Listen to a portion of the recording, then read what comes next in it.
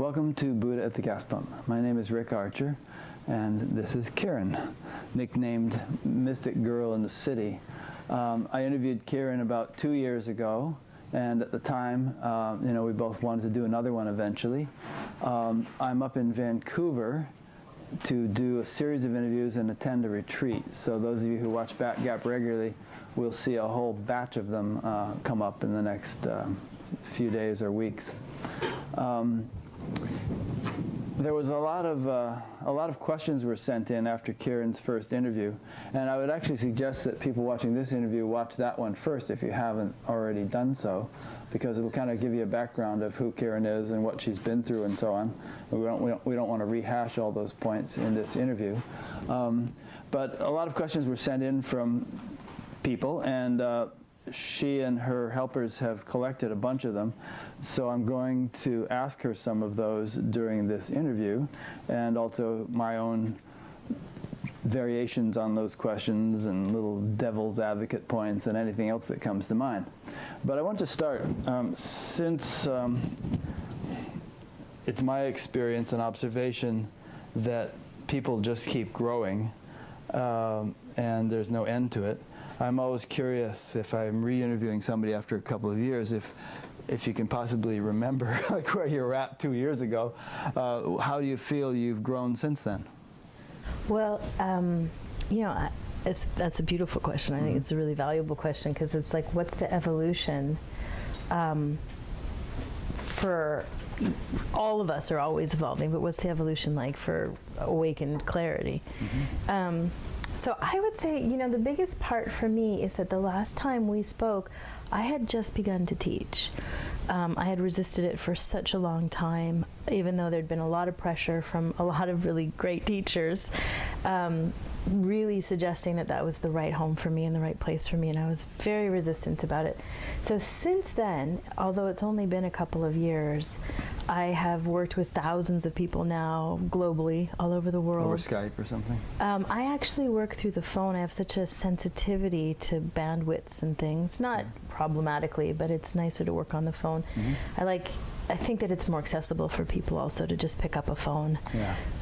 So I work with people globally, mostly doing private sessions, because that's what I love to do, because I really want to find out exactly where your freedom gets lost. I want to know exactly the moment in your day, in your week, in your life, in your relationship, like what happened, where was the click? And so because I have what people would call clairvoyancy, but is actually just a part of being very, very mindless, so to speak, I can feel the field, so I can feel people's energetic fields, and I can get a sense of how their system is moving against what blocks. So anyways, a private session is really great. I love to work with people that way. So when you say you want to detect when their freedom gets lost, does that imply that generally people are free and then at certain points they get stuck?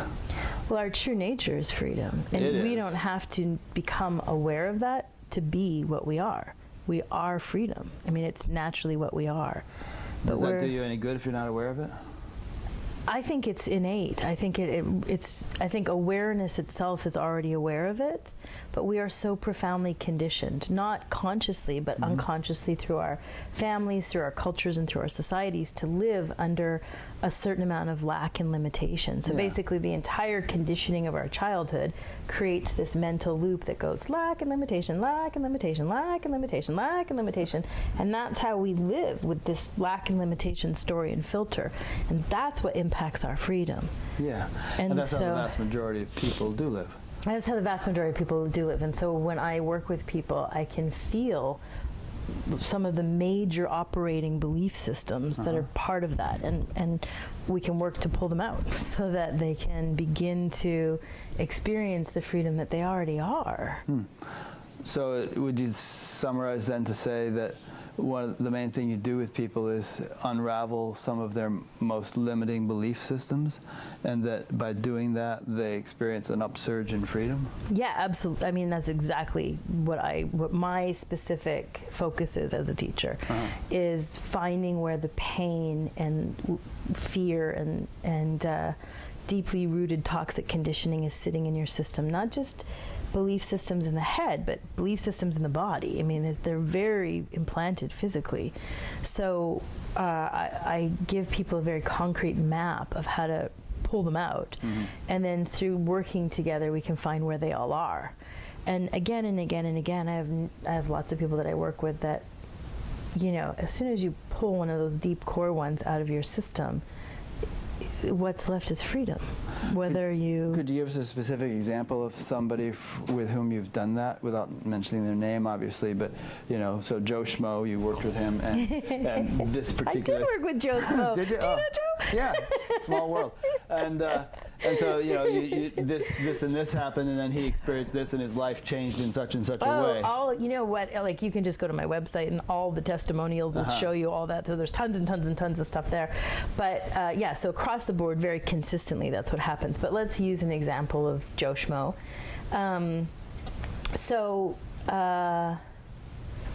know what, I'm going to use the example of... Jane Schmo. Jane Schmo. Okay, Jane Schmo, who came to me, read my book, actually was recommended my book, Tools for Sanity, through her boss had brought her this book. He loved the book. And so she read the book and then called me and said, I'm going to come to you, and I am so committed to leaving all the blocks and just having some connection to myself, to my body, all the constriction in my life. I am ready for it to be over.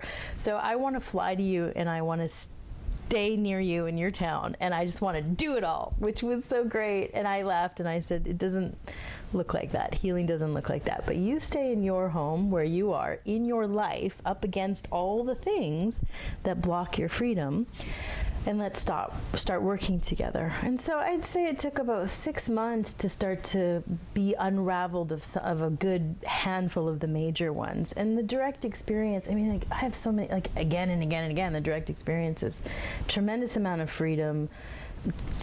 Externally, her life looks totally different. She works for an entirely different company. She makes 10 times the money she was making. She lives in the town she always wanted to live in instead of, you know, the big city where she thought she had to be. She moved to the smaller town. She bought her dream home. She is now best friends with her then newly separated relationship, her marriage of a long time, newly separated, but now she's reestablished a very close friendship, and they found the proper relationship. She's got new relationships with her kids, you know, like, because everything that was in the way of all of that was not her lack of knowing where freedom was, it was her toxic conditioning and beliefs. And when we pull those away, there's nothing here but reality and freedom and toxic conditioning. So we pull off the toxic conditioning, and you just bang up against a spaciousness and a freedom. This is not someone who is necessarily awakened. Yeah, I was just going to say, because all the things you just mentioned are, of course, important, and there are so many different self-improvement kind of things out there that, you know, promise to help you gain better relationships and a better job and a better house and more money and this and that, and that's all they focus on. Yeah, but if you can't go to the core belief systems that are in the way, your own conditioning about what's stopping that, it doesn't matter what you put on top of it. It's, right. You know, what you put on top of it is skill, possibly. And skill, even you had mentioned this briefly before we hit the record, but skill is the easiest thing to get. I mean, you can just learn skill.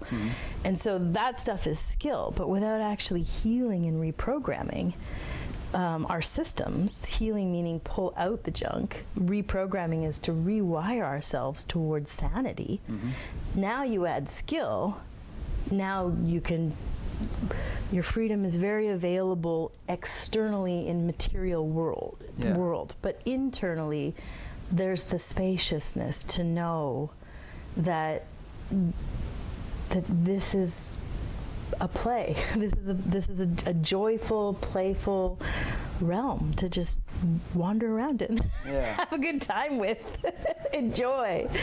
And there's a lot more enjoyment. But across the board, you can talk to anybody that I work with, but it's like this internal movement where it's like, oh, all the pain in my life is these deeply insane conditionings that had needed a lot of support, not necessarily skill, although skill's a great thing, but skill over top of pain and toxic is not going to help. Yeah. Well, I totally agree that it's important to root out the pain and toxicity and the deep conditioning and so on and so forth, not only for the sake of living a more happy life in terms of your relationships and all the things that, you know, people care about, but also in terms of the whole spiritual awakening thing. I mean, if you're carrying all that baggage, and you know what this show is primarily about is spiritual awakening. Some people seem to have the attitude that all this surface stuff doesn't matter. You know, your job, your relationships, and all that. What really matters is you know, to hell with all that. It's an illusion. What really matters is your spiritual realization. I would tend to think more in terms of 200%, that you want the whole package, and that if spiritual awakening is genuine, then it should percolate up into a smoother, more conflict-free, more successful life. Do you agree with that? And is that kind of your orientation, or because so far the emphasis has been? The truth of the matter is that you can have it all. It's your who and what you are. Yeah. And so I certainly understand that point of view that says, well, this is illusionary, this is a dream, and there's just nothing more important than being connected to this deep field of being and this deep presence. And there are certainly a lot of people, and certainly a lot of amazing teachers, that's really the point of view and the perspective. And I think that that's profoundly valuable, and I get it. It's not my orientation, it's not who I am as a teacher. And I don't think I need to do it. We have people like Mooji and Adyashanti and Rupert Spira, who are these extraordinarily skilled teachers, to teach you about what is this deep field of stillness, and what is reality. I find Adyashanti to be extraordinarily articulate, like of the inarticulate, you know. So I don't need to repeat the wheel that they have so masterfully done, and it's not my way. So for me, what I teach and what I bring and how I live is about very much where that includes form. Yeah. And how form is essential. But if you just focus on the form and you lose track of the profound piece of the formlessness that is creating it all in this moment, the form is very empty. And if you only focus on the internal stuff, which many people will know, and these masterful teachers I talk about, the stillness is very empty. The spaciousness is very empty. So for where I stand and how I experience reality, the point of the vast, spacious stillness is form. I mean, consciousness is forming. It's so for me, from my perspective, it's such an incredibly obvious thing. It's like, it's a miracle that there's all this spaciousness, and then here it is. It comes into these forms of our bodies and our lives, and it feels so clear to me that that's the point of it. So it has to include it. Now, I think the difference between when I work with Joe Schmo and all the Joe Schmoes, many of whom do not even necessarily know about enlightenment or not enlightenment, they're just coming to me for support with a very accelerated path of healing. What they can get is a tremendous internal freedom as well as great functioning outside. But so for me, what I consider awakening or enlightenment is when the apparatus that identifies as this separate being dissolves, and it can't come back. And there's this, for me, it's like, you know, for me, it happened suddenly one day. The identification dissolves, not the apparatus. I mean, this is your apparatus. The apparatus that allows me to identify dissolved. Okay. Yeah. So all this is the same as this is the same as this, right? This is all form. But there's an inability here to identify that little, whatever that little switch was, so the people I work with who are not awakened or, you know, haven't had that apparatus switch off, they have equal access to freedom, and they can live freedom. The thing that dissolves that apparatus so that there's no more ability to identify is, personally, I think, is not in our hands. I think it's a bit like falling in love. It's essential, it's inevitable, it will happen to every single being at some point. The ability to control that apparatus, I don't think is something in our control. I have 2 points on that. Okay. Well, using your falling in love metaphor, you know, if you, let's say, spend your time hanging out in strip joints or something, you're not likely to meet the kind of person that you're really going to fall in love with. Whereas if you, you know, engage in activities with people who resonate with, you know, your way of being, then you're more likely to, let's say you're into meditation or something, you go to meditation retreats, you might meet a person who is resonant with your way of being.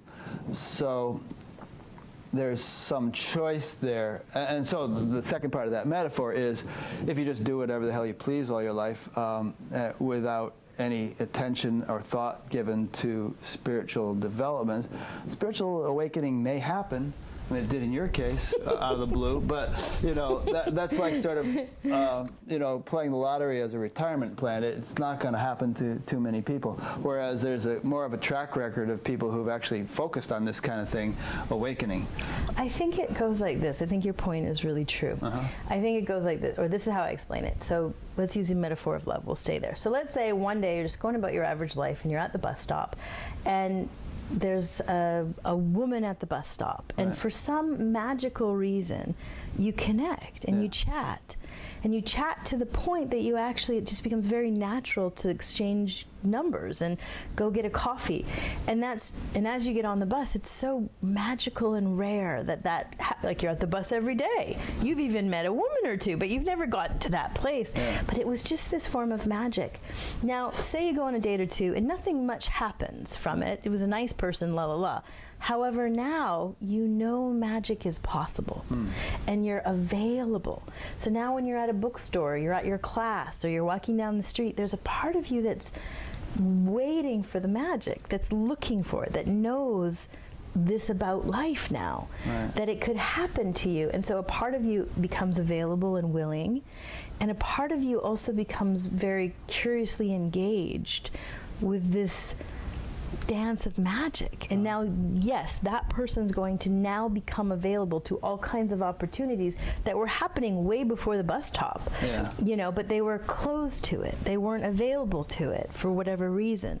But now these little, you know, love, and I think also something like enlightenment, these are ephemeral things. Like and so I think the direct interface that we might have in our lives at some point, which may be listening to a Buddha at the gas pump, which is highly effective, or listening to a spiritual teacher or something, is like that bus stop meeting, and now you know there's this magic.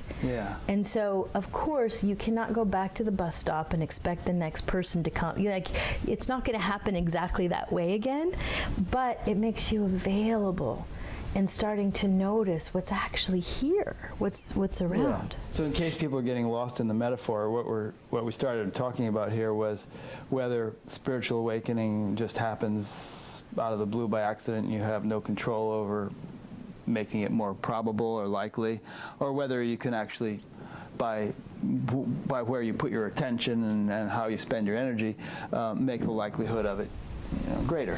Yeah, I would say, I would agree with you, because I say it's not in our hands whether we fall in love or not, but it's definitely in our hands the opportunity to fall in love. The kind of people we hang out with, the environments, how open we are, how available. How we culture our personality and our life to make us potentially more interesting to somebody, and you know, things like that. But some people are deeply called to fall in love, and others are not. And that's a mystery. And those that are deeply called to fall in love are going to be cultivating it anyway. Good point. Because it nourishes them. The cultivation is nourishing. And they're not more likely to fall in love, frankly, than the people who are not. True, like, because it's inevitable. I don't know about that. We're all going to do that. Just, this falling in love business is just a metaphor. It's a good metaphor because it's very similar. It's like, guess what coming home is? It's love. Yeah, so translating, you're saying some people are just more likely to fall in love because they're inclined to, some people are more likely to get awakened or enlightened because they're they're sort of, the flow of their life is in that direction or around that interest. The thing that I'm totally agreeing with you with is that little thing. It's like, I think across the board we all have equal opportunity for enlightenment, and it's not in our hands. However, what is in our hands is the probability to cultivate it. Yeah. So we can be in dating coach seminars, and we can, go to singles events and matchmaking. We can go to meditation, we can go to satsang, we can follow teachers, we can read books. I project, if you're doing that, that was your natural call to begin with, and that is a nourishment in itself. And does that make you more likely to actually become enlightened than and again, quite frankly, I'm the wrong person to ask these questions with, because none of this is the focus of my teaching, because I could give a flying, F about enlightenment or non-enlightenment. Like, I could care less. So Aj is the person to really have this conversation with, or Rupert. But from my point of view, having become massively enlightened, meeting people all the time in my practice who were totally unaware that it even existed, never been to a meditation, never went to a talk, never had any relationship to it at all. And out of the blue, it happens, and tons of people who are incredibly devoted. And it's their heart's true passion. And it hasn't occurred. And I don't think it's because of an action one is doing and not the other. I think it's because, like love, it's out of our hands. But I hope that you're listening to these talks and doing meditations because they nourish you. Yeah. As opposed to drive a sense of failure in you, a sense of not good enough or haven't gotten there yet. Well, it's an interesting discussion, actually. I mean, it's a cart and horse kind of question. Are people interested in meditation and stuff like that because they're destined to awaken pretty soon, and therefore it's piqued their interest in these things? Or do they awaken because they've gotten interested in meditation and done all these things? I'm not sure. It's chicken and egg, It's very chicken and egg. Yeah, and it's very based on the perspective of who's talking. Yeah. Very chicken and egg. And I don't know if we can, from the chicken one point of view, from the egg another. So there's that old Zen saying, which I've said far too many times in interviews, which is that, enlightenment may be an accident, but spiritual practice makes you accident prone. And which I think is exactly true. Yeah. And you could, exactly, falling in love is an accident. But being available and knowing magic exists and love exists makes it probable. And it's so sweet to get to know love. Whether you fall in love or not doesn't take you out of love. So in satsang, in a conversation like this, in a book, it doesn't mean, it's not like you're enlightened or not. It's getting to know this vast, spacious, beautiful field here, and the true nature that we are all this consciousness. You get to experience that now, not one day. Yeah. Well, why then? I mean, you speak of that rather, adoringly. Like that's a wonderful experience to have, and it's a blessing for anyone to have it, and so on. So how does that reconcile with what you said a minute ago, that you could give a flying F about enlightenment? I mean, because you don't have to be enlightened to experience it. You can listen to this conversation and get to know a bit more about consciousness. So you can have a taste of it. Yeah, just like you may not fall in love, but you are putting yourself around love and feeling love. Yeah. And that's a beautiful thing. So it's a beautiful thing to get to know stillness. Do you have to be enlightened to be stillness? No. But it sounds to me like you're saying that like we're comparing glimpses with the full enchilada of the thing. So there's all kinds of glimpses of love and bliss and stillness and peace and all sorts of things like that. But enlightenment would be all those glimpses in spades, 24/7. Well, you're married. Yeah. So you're in love with a wonderful person. Right. So do you experience love more than Mark? Do you have somebody else? Yeah. Okay, so do you experience love much more than someone who's single?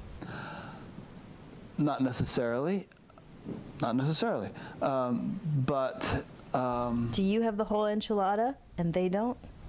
No, but let's keep dwelling on this. Let's try to.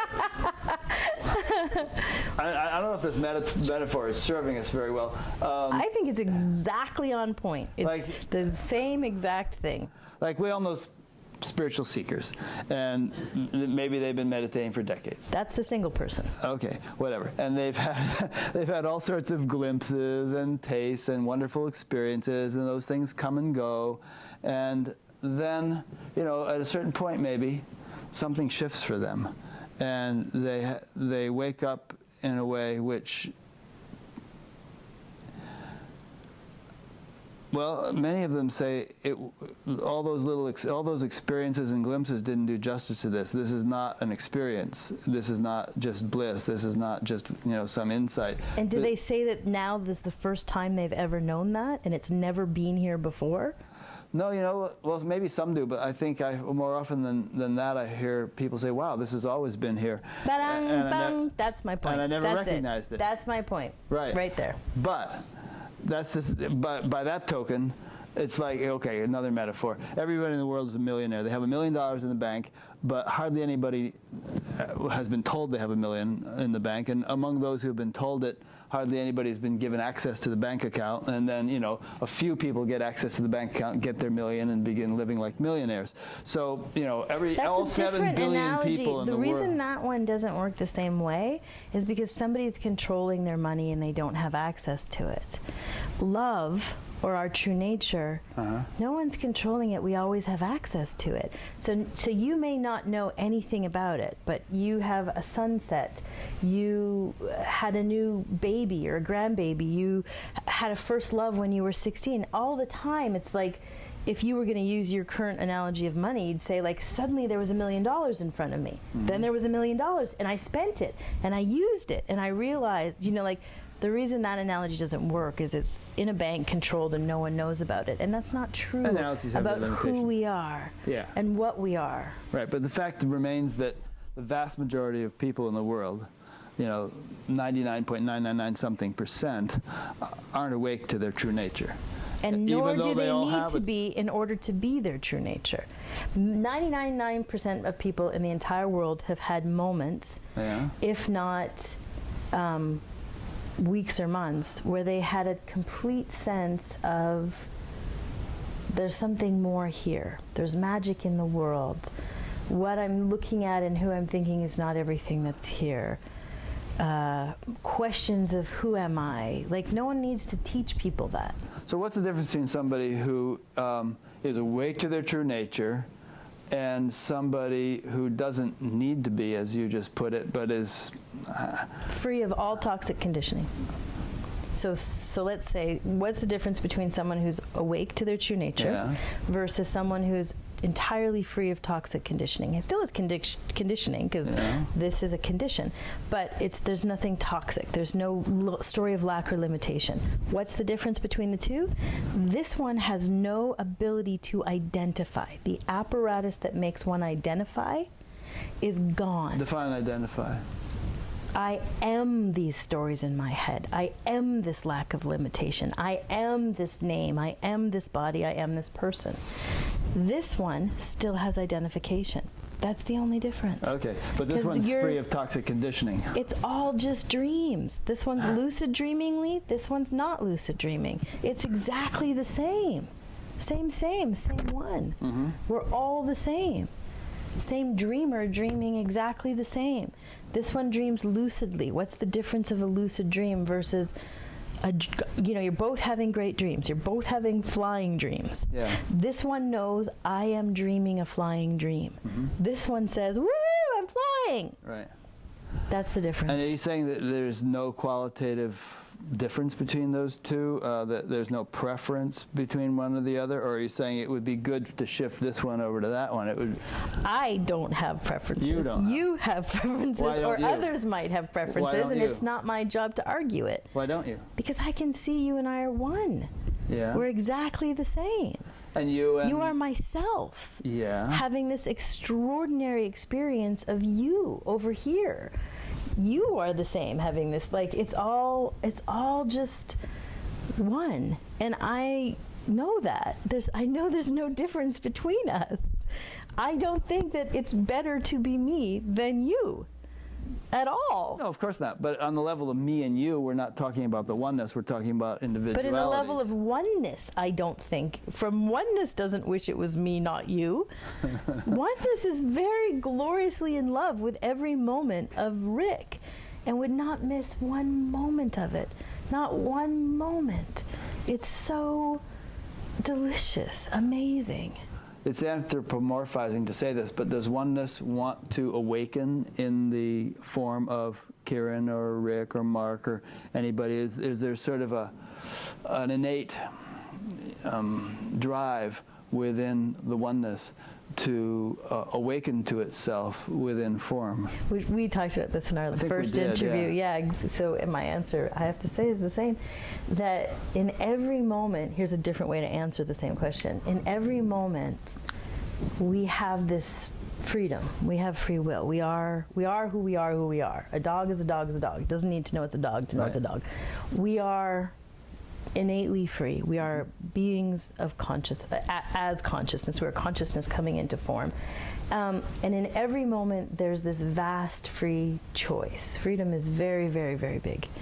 And we are welcome to choose our conditioning. So we're welcome to, let's just say in a moment, you're in the grocery store and your neighbor comes up behind you who's a little bit irritating and you have a hard time with. In this moment, right there, right in that moment, you have vast array of choices.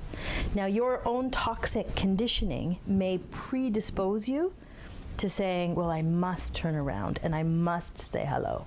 And so I will go do this. Now, and that's in freedom, this is free. But you could choose a number of any options. Now, the way I make it sound easy when I'm talking to people and my students is I say you can choose from fear, which is the basis of most conditioning. Or you can choose from clarity, which is very different. Clarity is always at the other end of stillness, but once you spend enough time with stillness, clarity is very available for you, very accessible. So now in any moment you can choose fear or clarity. And fear, when you make a choice from fear, it will run this experience for you. If you make a choice from clarity, it runs a very different experience for you. That's experiencing evolution, thriving, safety. You choose fear, you start to choose lack, limitation, the beginnings of abuse and war, and but in all this freedom, you are welcome at every moment to choose either way. So does consciousness want this choice? No, it's very, very free. But in every single moment, clarity is equally available in every moment. So there's no place that is so dark, that is so lost, that is so painful, that there's not a clear choice that will bring you to thrive, that will bring you to safety, that will bring you to freedom. Right there. 100% freedom, or a step in that direction? Certainly a step in that direction, right. A step that will move you there. I love, I love the way the Christians speak about this, because I think so much of Christianity is based right there in that story, which is that the story that Jesus is here for you in any moment, and you are always forgiven again and again, and you are always, I think the way that they talk about it is you bring yourself to God, and God is there for you forever, regardless of what's gone on or what's happening. And in your darkest times, they say, He will pick you up, or the storyline, right? But I think it's so beautifully spoken about this piece, which for me, clarity is always available.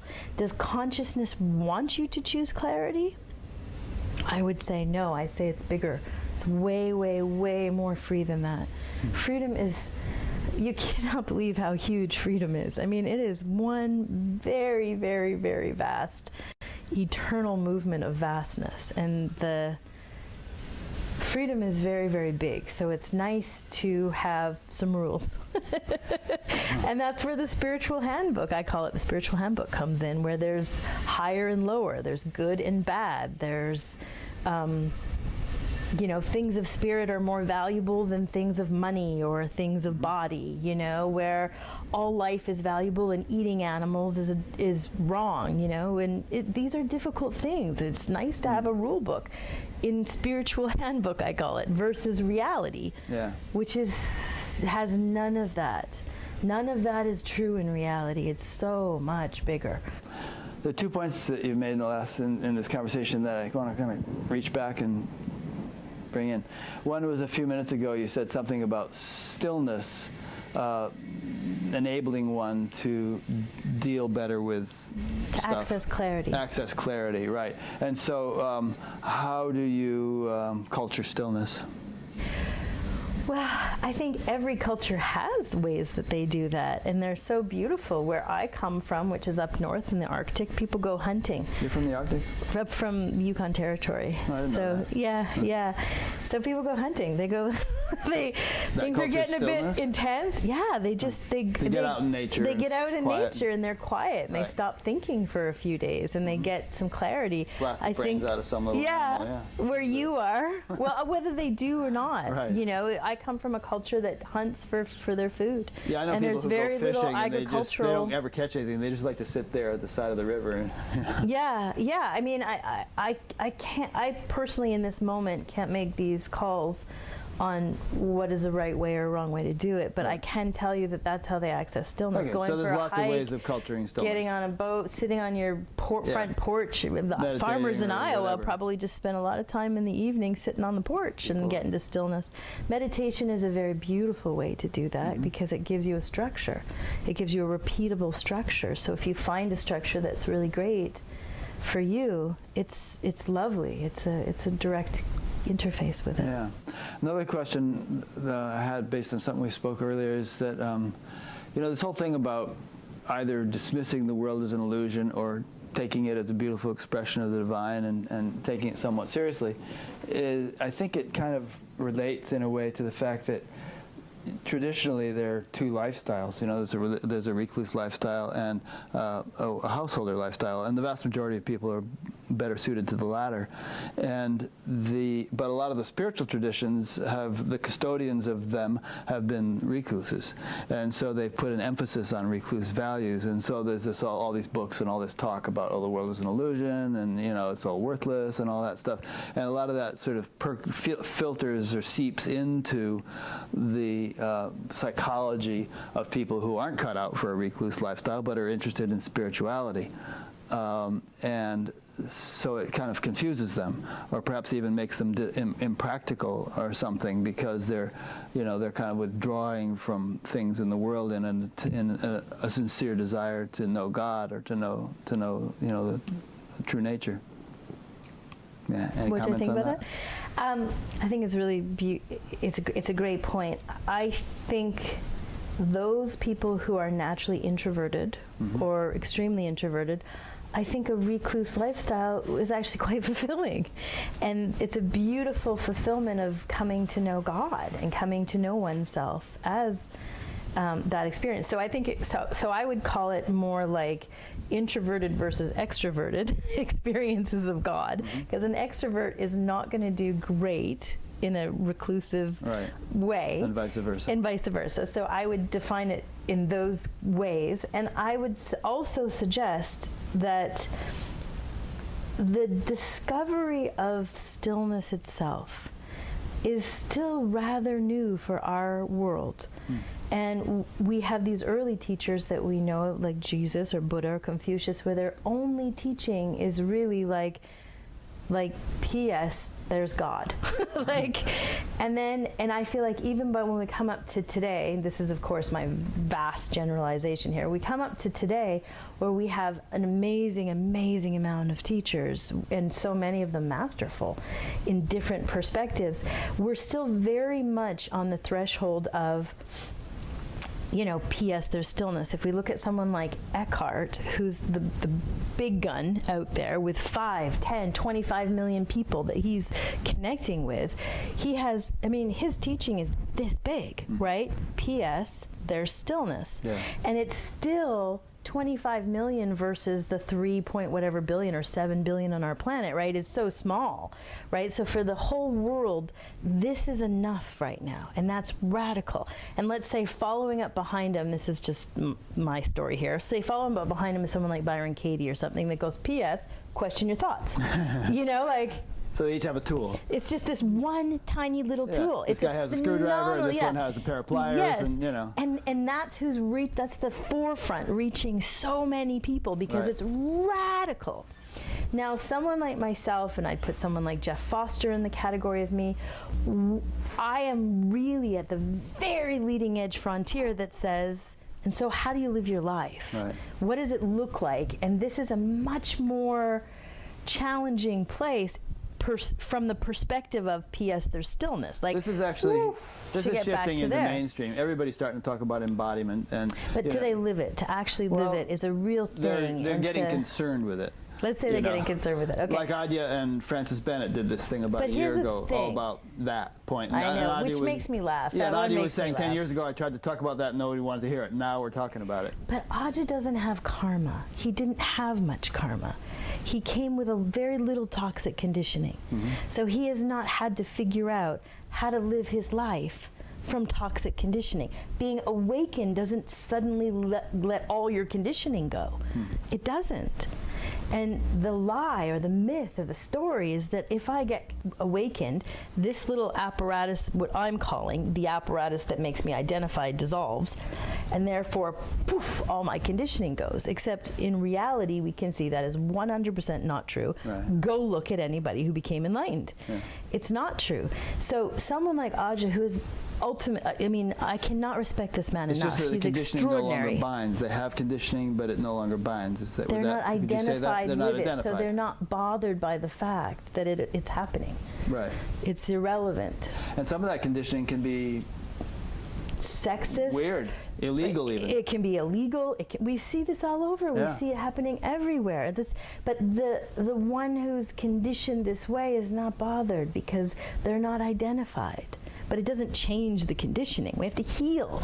What Adya would call an internal revolution, I call healing. Yeah. And so when we look at someone who is this great, like again, who I respect so much, he's extraordinary as a teacher.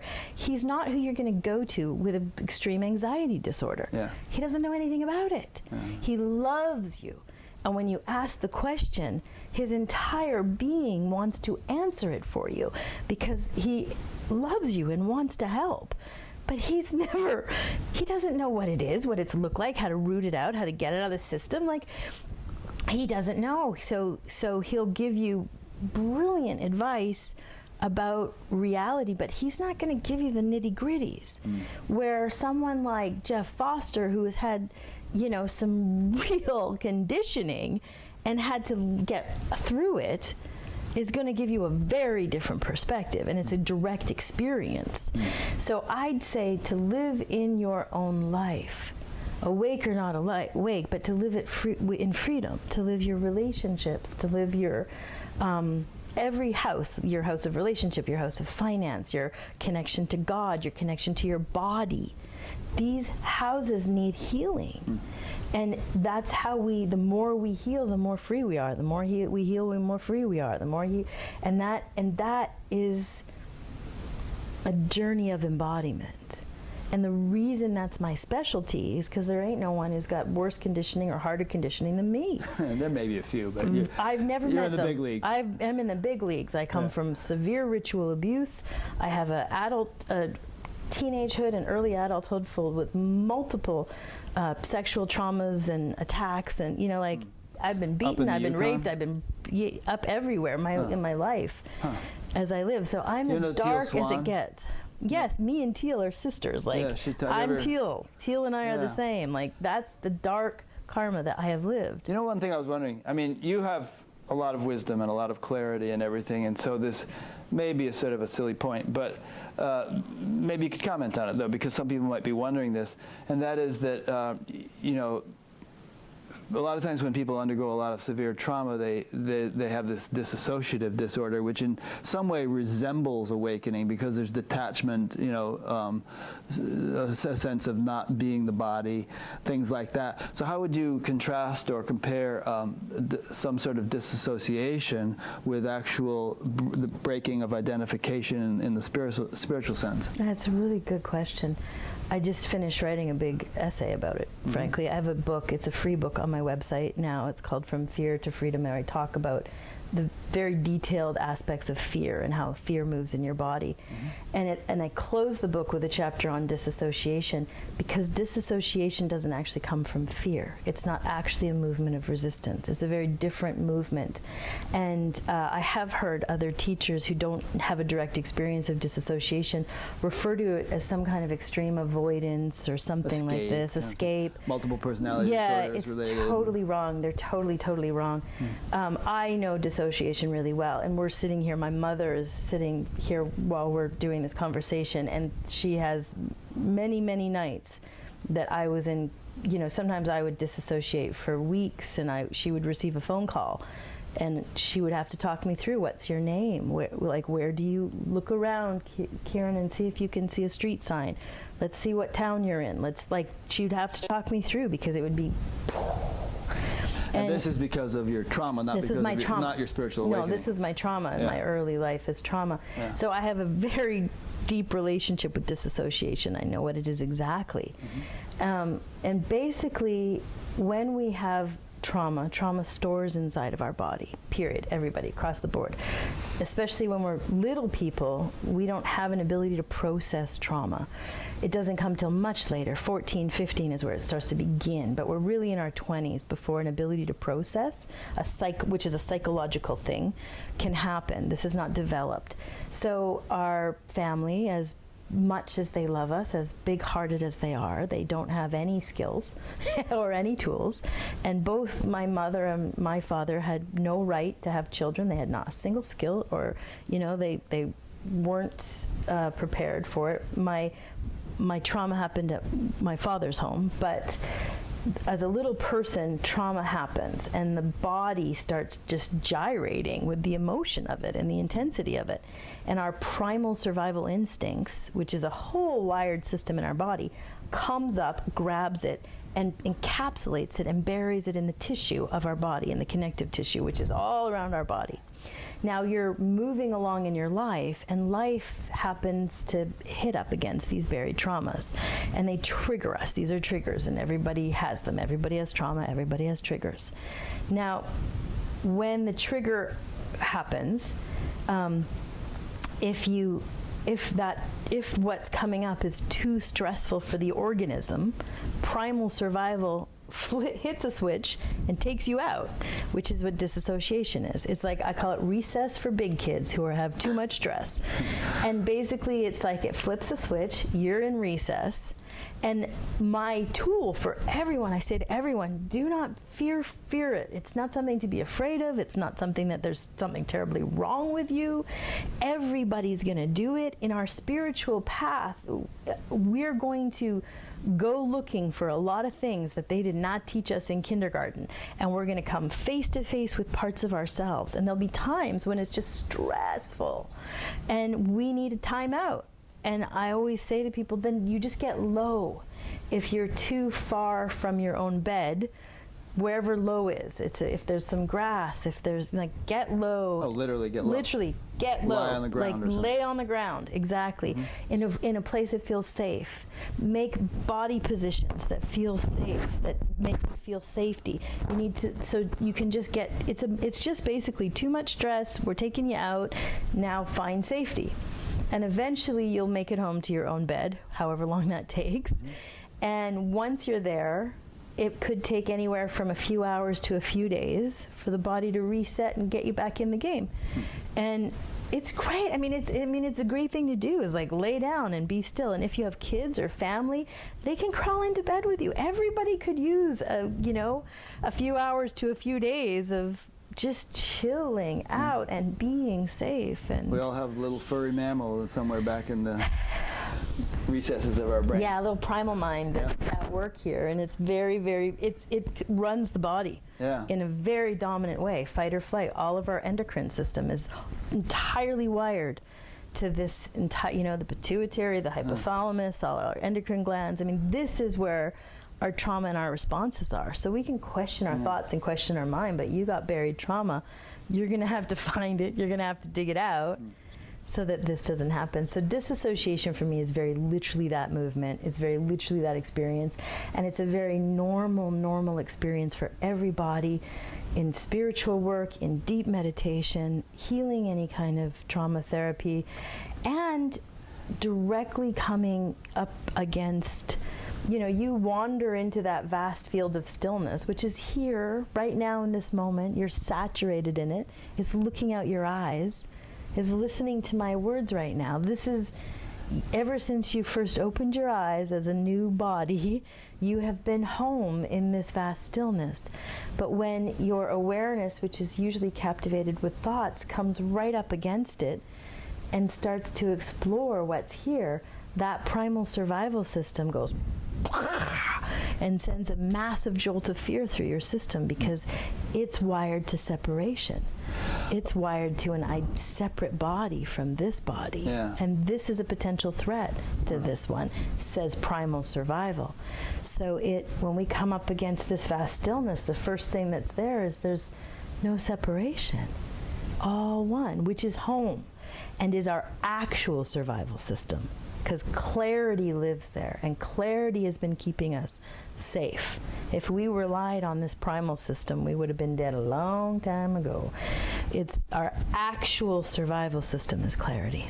So to summarize then, what is the distinction between disassociation due to, as a reaction or response to trauma, and liberation in the sense of being freed of identification, as happened to you later on? Yeah.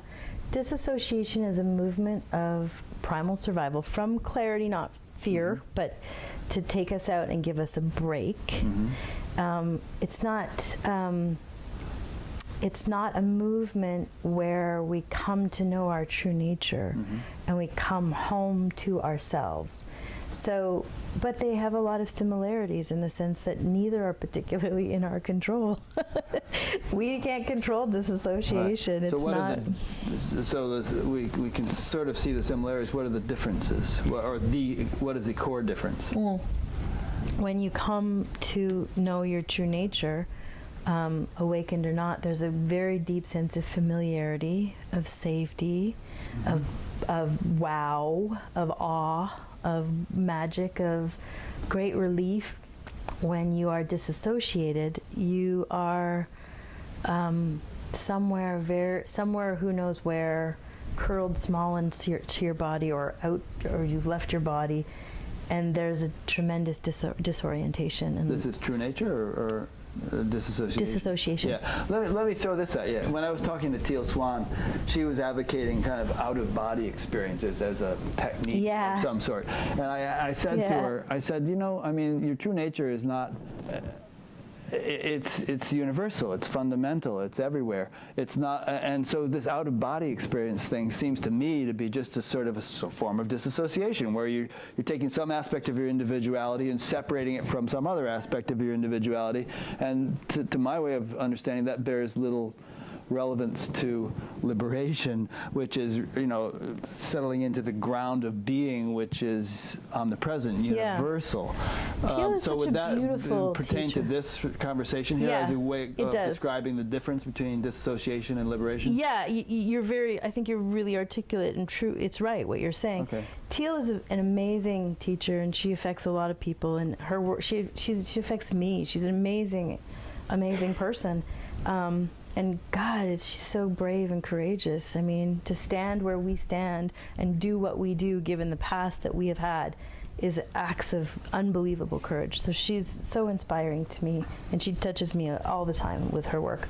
She is a spiritual teacher, and she's very interested in showing you how to explore, let's say, for lack of better words, the fourth dimension, which is also the fifth or sixth or seventh or eighth dimension. You know, there's a lot of stuff here in the universe, you know, and this is third dimension. Here we all are in third dimension.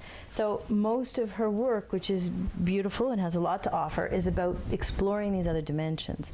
Now, let's say that our true nature is zero dimension. Let's, just for lack of better ability, let's say it's inside, not outside. Yeah. It's not the universe, it's your true nature. It's ground. So we go ground, and then we've got, you know, first through third dimension is home, true nature, being, body, embodiment.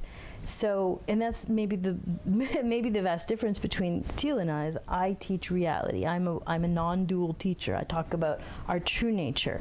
Teal is none of those things. Right. Teal is a teacher, spiritual teacher, to help you explore all these other amazing dimensions. Now, if that's where you're called to go, great. If where you're actually called to go is, I say like the universe is a big bad place, man. You can get everything is there. Angels and angelic realms and our Akashic records, but also demons and hell realms. And if you open yourself up, you better have some skill and tools to figure out how to navigate this incredible Audubon of stuff, you know, versus true nature is all of it is light. And that's the thing, I think the beautiful thing between Teal and I, which is the same, is that in my experience of life, I have very literally looked at the devil the way nobody has. Like, I know bad. You cannot scare me because I have lived it. But I have lived it and seen it was God. I have seen the light. I have seen it was a dream. It was an illusion. It's literally made of light. And I've looked at God and seen the devil. And I've looked at the light and seen the form it can take as pure darkness and pure evil. So, because if there's really only one reality, then what is the dark stuff made of? Light.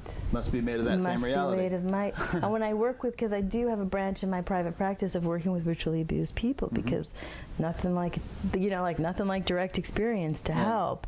And the kind of liberation, if you look at Teal's life, or if you look at my life, it's extraordinary, A, that we could survive, but B, that we could have these lives. It's such a testament to what kind of healing is possible for all of us. Yeah. And so when I work with people who have come from very dark abuse, I'm always pointing for them to discover themselves, which is very available, the light in those dark. When their body memories come up, and it's so horrifying, and it's more than what any single person's psyche could even handle, has happened to them. But when they can look back in memory and peel through and see that it was light, it was just light, it can just, I can just liberate that trauma. Incidentally, for those who are interested in this topic of abuse and, having a happy outcome eventually after having been abused, then one other interview you might want to check out is Shelley Ray, whom I interviewed some months ago. You know Shelley? No, I've heard that she's great, though. I've heard that she's really she was raped by her father from the age of 9 through 14, and then got heavily into drugs for many years, all kinds of drugs, and intense, and came out the other side, our ability to heal is infinite. It's amazing. It's always available. And same like the body's ability to heal. Healing we're just light. We're just a dream. We can dream pretty much anything, but we need to be able to clear out the conditioning in order to do that. So our conditioning limits it. All right, we've been going for an hour. I haven't asked you any of these questions yet. Should we ask? Okay, we took a little break, and I'm going to ask a few of the questions that some of Kiran's friends and students have submitted. The first is from Gloria. She asks, many fear the cave mentality of withdrawing from the world when they hear realized beings speak. I'd love for you to address just how much the realized being is truly here. I'd love for you to unpack the paradox right down to the depth of our formless nature and form as a movement. Thank you, Sister. Gloria. So this is a great question. It's similar to what you were asking about recluse versus living our lives as householders and things like that. But I think the heart of what she's asking here is really about an awakened life is not a life that is without form or without difficulty. It's not like our bodies go away, our relationships go away, and I think a lot of people fear that would occur.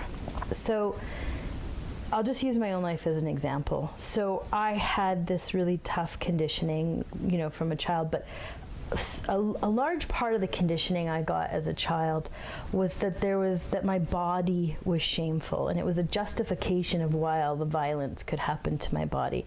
But I certainly became a card-carrying member of a story about bodies having to be a certain shape, a certain look, and that equals valuable or beautiful. So I was, prior to awakening, a card-carrying member of this. And I lived as, I was a dancer and an actor, so I was like a professional athlete, which really made me very aligned to this story about what a body should look like and what size it should be. And so I lived with this. However, I always lived with this incredible paradox, which is that I have this body, and this is a voluptuous body. This is a very curvaceous, big body versus that story. I'm laughing because my wife says the word that way too, voluptuous, but it's actually voluptuous. but it's sort of a better, makes more sense as voluptuous. Voluptuous. Yeah. So I have this body. I've always had this body. Even when I was dancing, I had this body as a professional. So my reality, let's say, was very different than what my conditioned beliefs were. And then the paradox that put me in, it strung me between these two opposing ends. One being my conditioning, which I was so deeply conditioned in my personal life at home, but also we have this big collective story. And when we have these big collective beliefs, they absolutely start to create such a sticky thickness when it matches this big cultural belief. So I'm a card-carrying member. It's very, very thick about what a woman's body is supposed to be, what shape it is. In reality, I have a very beautiful, beautiful, strong, fit, full of soft curves and beautiful flesh, and that's the reality. And because this polar extreme has been my life, it has literally made me. It has made me who I am today. It has brought me to an immense freedom. And that freedom has been because I have had to dive so deeply past this story to get to reality, to get free. I had to go to truth because this is so freaking painful. And as I dive through that place, I meet layers and layers and layers of where this horrible story, which is totally not true, it's completely a lie, it's so petty, it's so stupid, it completely humanity has got extraordinary spectrum of beauty. We have such mediated political stupid storylines about, I don't know, body fat percentages and fitness, and it's all a lie. It's all a lie. And I lived the lie and was in tremendous, tremendous pain constantly. And so to get out of the pain, which is the journey of all of us with all of our conditioning, whatever the conditioning is, it hurts so bad because it's a lie. And we have to find truth. And we have to dive incredibly deep past these conditioned lies to find the ground of truth. For me to find the ground of truth, because even after my mind blew a fuse and that apparatus and that identification wasn't there, the conditioning still moved through.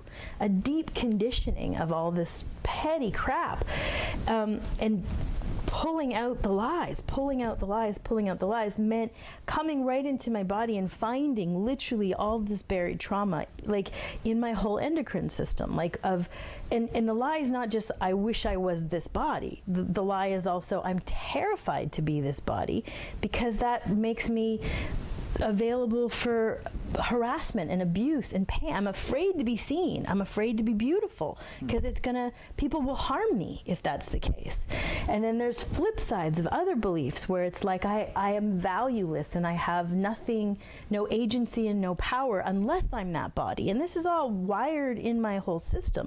So I have to go to these it's in my solar plex, it's in my liver, it's in my ovaries, it's in my, chest. Like, it has to be unstrung. But as it gets unstrung, it's the most unbelievable adventure. I mean, healing is the most extraordinary adventure, and people think healing is you call an offside, you have a bunch of cathartic reliefs, and then game on, which is not healing at all. Healing puts you so deep into living because it puts you into truth. You have to find truth, and that brings you into life. And so in that journey where I started to really find truth and living, I started to find such immense love. And when you find truth and you find reality, where our bodies are unbelievable, they're woven of light. The most light is our bodies, more than animals, more than the ocean and trees. When you see how I see, which is where I see the light more than I can see the forms, the bodies are just these emanations of unbelievable light and intelligence and beauty. And it's so petty and ridiculous to have a story called it's not this shape or it's this age. This is an old body and this is a young body. This is an able body and this is a disabled body. This is a black body and this is a white body. This is a, blonde hair, blue-eyed 22-year-old. So it has value. And this one that is 75 and brown and able and disabled, is so insane. There's no reality to it. But that journey to dig and find the pool of what you don't just find a place where there's no longer that belief. You come home to what is really here, which is such immense love and awe. I mean, people are listening to this, they're saying, okay, sounds great. Kiran's been doing this. It seems to have helped her a lot. I want to do it too. What do I do? So how do I start? Well, the first thing we have to do is we have to first be aware of how fear and conditioning is playing on us. So, well, actually, I have exactly the map for you because I've just finished writing a new book about the body, and it's all about the body. So we've just finished this book. And so the first thing we need to do is learn how to listen to the body, because this incredible intelligence is here. And we have not even scratched the surface when we listen to doctors and nutritionists who are valuable, and there's great points, but versus what our own body has to tell us. So first we have to listen to our own bodies, and we have to understand the intelligence that's there. We have to learn how to do that. So first off, keep the how in mind as you say this. So the first thing we need to do is learn how to listen to our body, and how we do it. I begin in my book with how to learn how to listen to your belly, and your actual belly will start to tell you incredibly how to eat. And I've been teaching a class on body for a couple of years now, and all students from all over the world, and they come with, like, the most amazing journey happens when we start to learn how to listen to our bodies. It's a little bit of a complicated process, and we have just a bit of time, but step one, here's your quick route. Step one, learn how to listen to your belly. That's going to start with the basic nutrition, and it'll start to teach you how to listen, because your exercise and your sleep and everything is about that. But very quickly you will come up against your own conditioned storyline. And if I still held a conditioned storyline that my body had to be this shape to be beautiful, had to be this shape to be fit, had to be this shape, I could not hear my own body's voice. And when we start to listen to our limitations, all of those lacks, we have to discover our lacks and our storylines and conditionings of that. So in my book, I have a whole chapter about how to start to isolate and find those, and how to understand what equals true self-esteem, or the kind of awe that our bodies are, and beauty that we are, and how to see that, which we naturally see. You see it when you go to the ocean. You don't look at the ocean and go, well, if this ocean was a little bit smaller around the edges, and if this ocean was a little more blue instead of green, then it would be beautiful, right? We never do that. Because the movement of the ocean affects us, and that effect is beauty. And bodies are very similar across the board. They affect us. They're beautiful. And so when we can find that ground, we have to dig out all these conditioned card-carried storylines. Most of us have it around age, around body, around fitness, around ability, ability, when we can dig out those lies, we start to be able to come much more able to listen to the body itself. Then we have to come into those deeper healings, because then you're going to come face to face with, I'm listening to the body, and this is still very much where I live today. I'm still in this path where I'm listening to the body, and certainly given the massive stress of my childhood and the extreme post-traumatic stress disorder, the endocrine system is wiped out. You know, those adrenals were spent by the time I was 17. So the hormone imbalance is crazy. And so the adrenals, organs have this endless ability to heal. I mean, we can see this medically, that the organ's ability to heal and rejuvenate is limitless. It's amazing. But it can't so long as it's got all this deep conditioning still in there, these fears, these terrors, so it's not until we begin to unravel, like bring all that to surface. And so the back half of this book is how to work with those deeper core traumas and how to start to find them and just lay them out, because once we're listening to our body, once we've thrown away the petty belief systems and we're much more capable of knowing what truth and reality is, then we're still going to come face to face with traumas held in the body and any kind of physical thing we have with our bodies, any condition, any illness, any ability or disability or that kind of stuff is all going to stem from these deeper pains, these deeper traumas, and they need to be brought out of the body.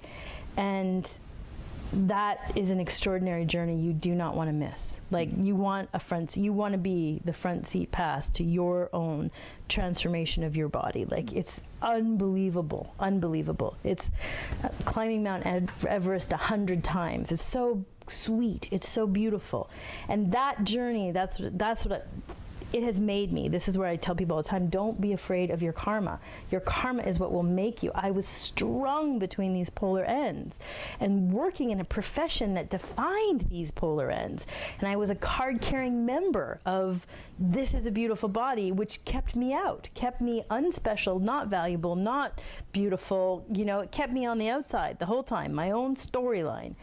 And that strung was so painful. And to come home to a place where the body is so loved and seen as beautiful and listened to, so that all of the healing that needs to happen can start to happen. And the body tells me how. And it's a journey. It's not a snap your fingers and you're there. I suspect it's a journey that goes your entire life of the body. I think it never changes.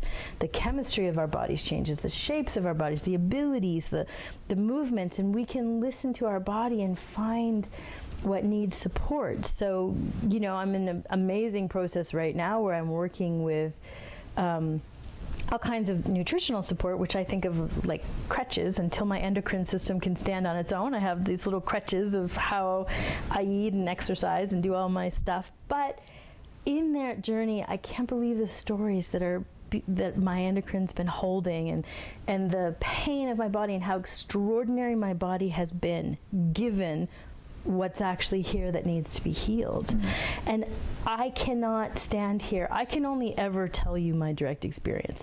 But from somebody who has no ability to identify, and I still heal. I'm still healing. Healing happens here. And it happens from a place of immense love and needing so deeply to find reality. So is this the life of a householder, or like, you know, does a cave mentality, like if we're talking about recluse versus living in your life, I don't think we can miss this journey. Yeah, I think it's probably a little tangential to that, you know, consideration of householder versus recluse. Because I mean, there are plenty of recluse yogis who have spent decades trying to purify their bodies through various practices and austerities and yoga and everything like that. It's a different level though when you're pushed up against a whole community that's telling me what shape my body should be. I mean, I think that if if you look at the, like we talked about this before, I mean, somebody literally wrote in the comments, this woman is so overweight, who could listen to this woman, you know, like they said that on YouTube? On your YouTube, on the Buddha at the gas pump, like some story of this. Now, who cares? Obviously, this person has some serious delusions and some problems, and obviously lives with more pain than I live. But ultimately, when I'm pushed up against a society that's projecting a story on me, that's going to put pressure on my karma in a way that I couldn't in a cave. Now, cave gives you some space, and it's a beautiful thing, and I think ultimately our journeys in our lives are going to be some cave and some community. In my work as a teacher, I have these, the way I've organized the teachings is on these levels. First, let's free your mind. Then let's move into the body. Then let's get some deep accelerated healing for all these deep pieces. Now we need to learn how to navigate this effortless, if it's all a dream and we can have anything in the dream, how do you do that? Unless we have liberated our minds, come into our bodies, healed all the big pieces, we can't really fly there. Then I have a level called mastery, and it's all about community. It's just 100% community. It's a social, I call it a social platform for the sane and conscious, which I think is really cheeky. But basically, it's like, it's really fun to play with community when everybody's sane. So accessing clarity and never fooled by fear, that's a joy. But also, once you reach that place of sanity, you're still in a world where mostly everybody's insane. And you're still going to be possibly, you know, possibly in your marriage, you're the sane one, versus your kids, your partner, your work relationships, and you love these people and this is your life. So we need real skills on how to navigate that role, you know, of like, how do you be the point of clarity when everyone else has such a deep current of fear, and how do you move that? And that's at the mastery level. I have about half a dozen people in that level right now. To work and play and share together and figure all that sort of stuff out. But you absolutely, there's a point in our personal evolution, you have to come out of the cave regardless, because you have to have this collective belief system push against to root out those last bits of stories of limitation that are limiting your freedom, and only community can do that. And that is the gift also. It's like, but who doesn't, like, no one wants to miss that, you know? If there's a sane pathway to be in community, it's refuge, it's ourselves, it's love, it's such an essential part of our journey, and it's so valuable, but it's a skill. There's a beautiful point near the end of the 10th mandala of the Rig Veda. You know how that goes, Mark? It's something about a community is significant in unity, and the community and the collection of the enlightened or something is so much more than the sum of its parts. And I don't know, it goes on very poetically and beautifully, but there's tremendous potential in that. I think you're alluding to something like that. Yeah, I think that, and there's twofold, right? When you bring a whole lot of this powerful, beautiful energy together, of a lot of sane people meditating together, there's a lot of powerful work that can be done in terms of world peace and world issues, because there's not an agenda. There's not there should be a war, there should not be a war. We should, be eating animals, we should not. If there's no agenda, and it's just pure vast stillness that can basically help to open up possibilities of clarity. That's the work.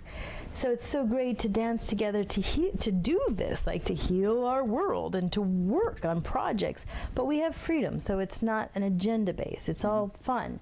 But then at the same time, to be able to get to a place, this is really the catalyst, to get to a place where you see your community, even if they are wildly insane, as unbelievable catalysts filtering your own story back to you, and that this is all just one.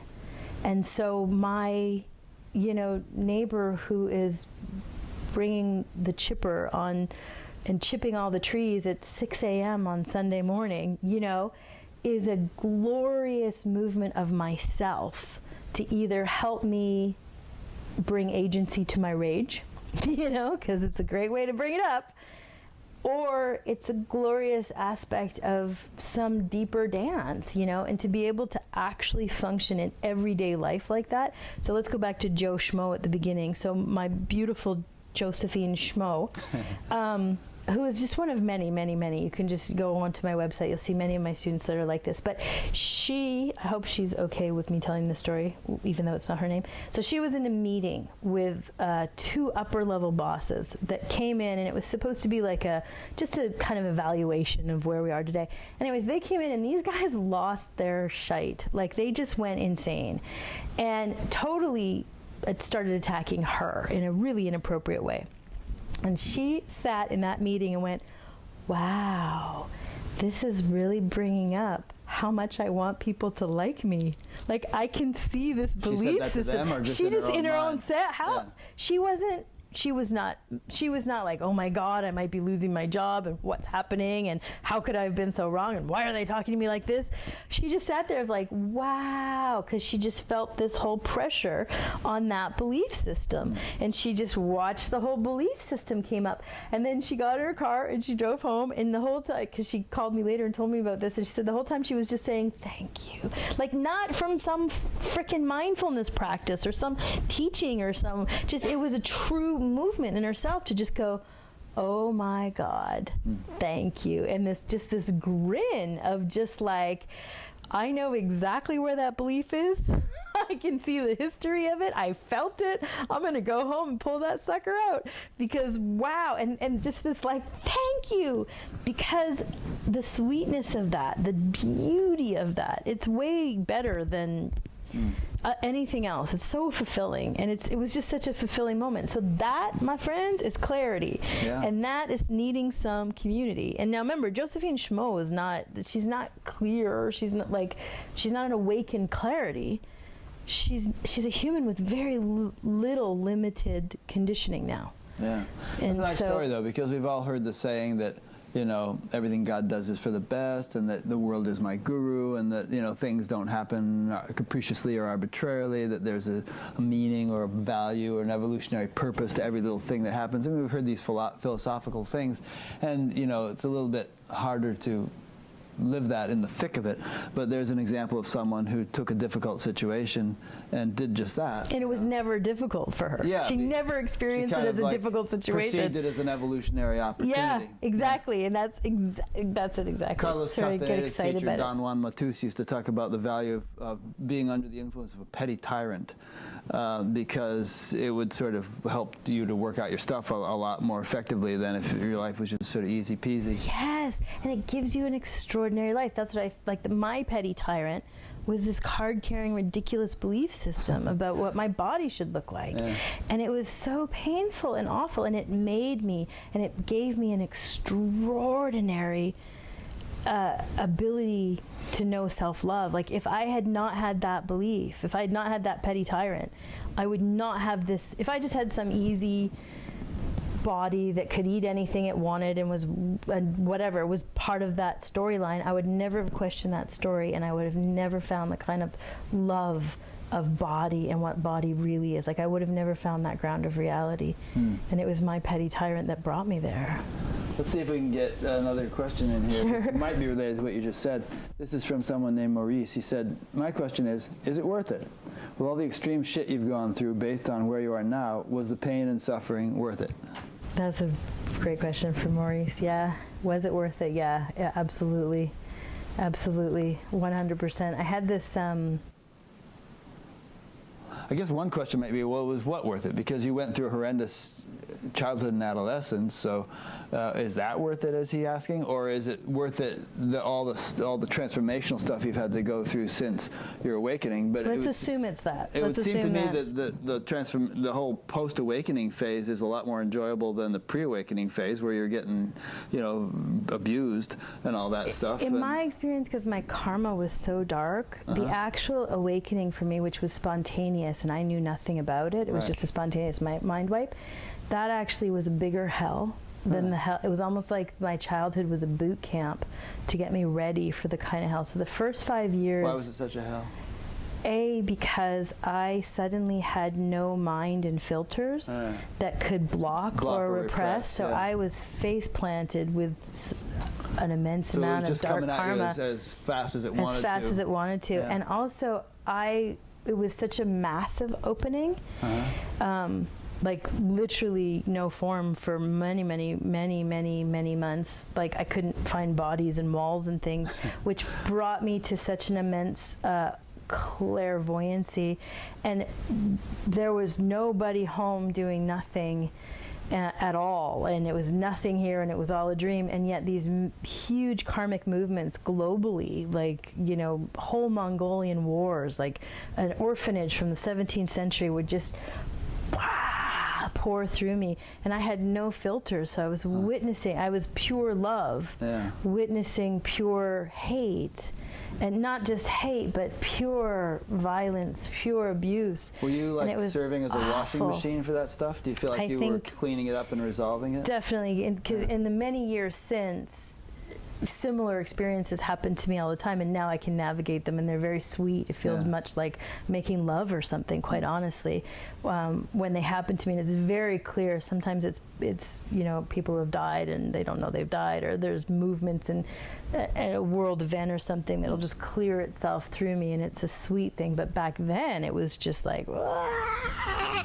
and I felt like I lived like The Exorcist, like my head spun around. I was constantly Kundalini and shaking, and I would have like 16-hour-a-day seizures that was just Kundalini moving this extraordinary movement. Like, so there was no functioning. It was insane. There was these 5 years of just pure pain and being pure love, witnessing pure pain, and it was very, very hard. Incidentally, one thing I learned since our last interview, and learned it quite recently, since interviewing Joan Harrigan, who has the Kundalini Care Institute in Tennessee and wrote Kundalini Vidya, is that for some, traumatic experiences can initiate or instigate a Kundalini awakening. You know, severe trauma stuff, and it almost seems like that was your path, you know.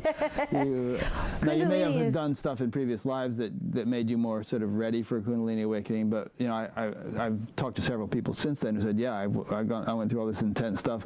One friend said I was tortured in a past life. Another said I was raped in a past life a lot.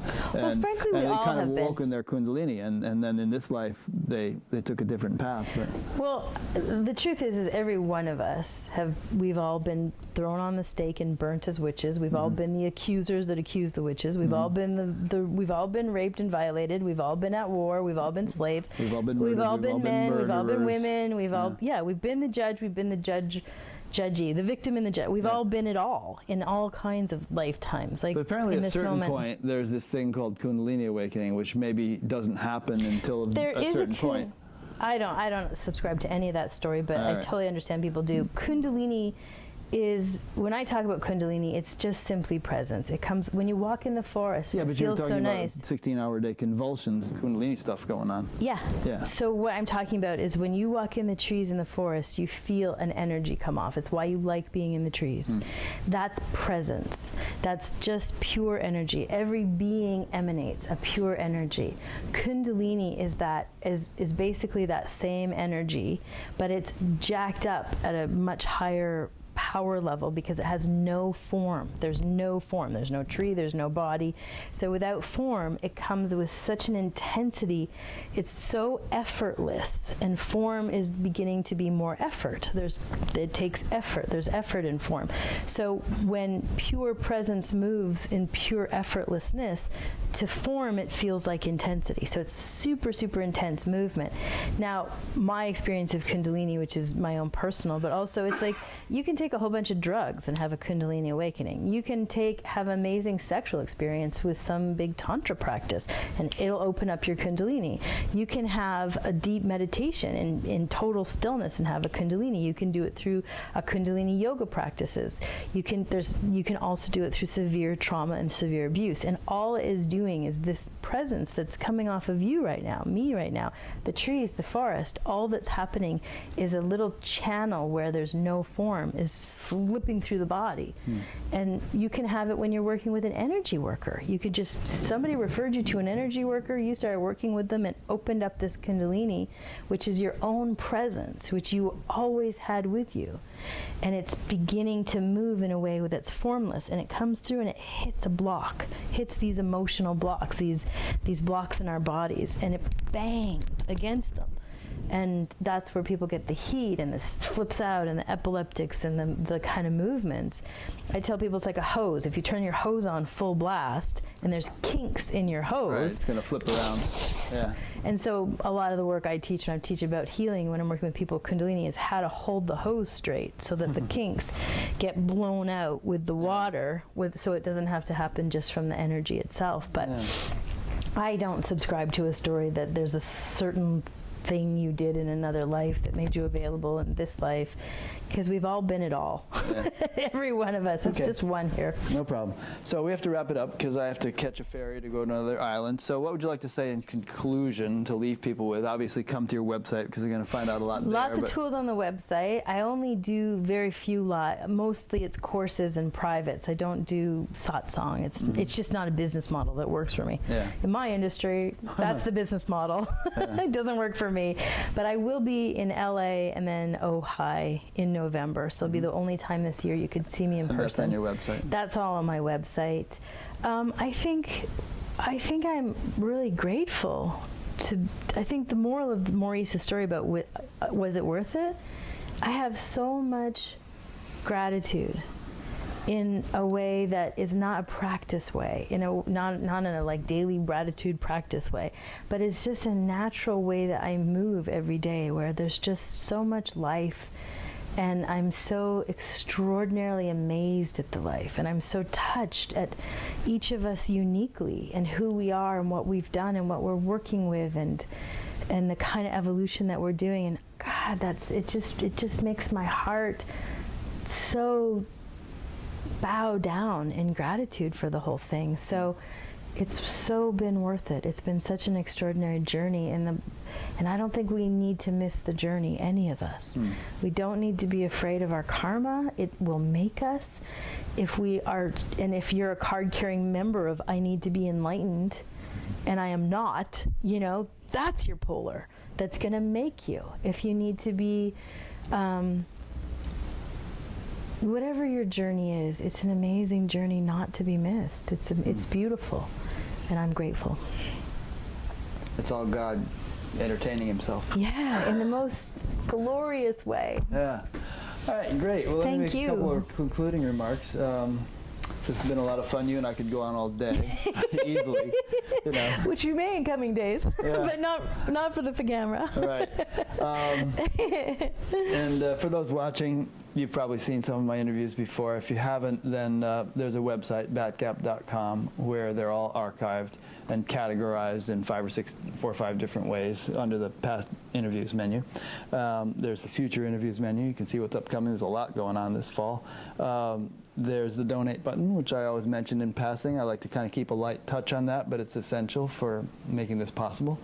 There's a place to sign up to be notified by email each time new interviews posted, usually once a week. And there's an audio podcast, which is almost has as many listeners as the YouTube channel has viewers. And there's a place on the site to sign up for the audio podcast. So check all that stuff out. And there will be a link to Kiran's website, probably to her new book and her old book and everything else. So you can click on those. And I hope that you've enjoyed this and benefited from it. And stay tuned, because I've got another 5 or 6 coming up in the next couple of weeks. So thanks for listening or watching.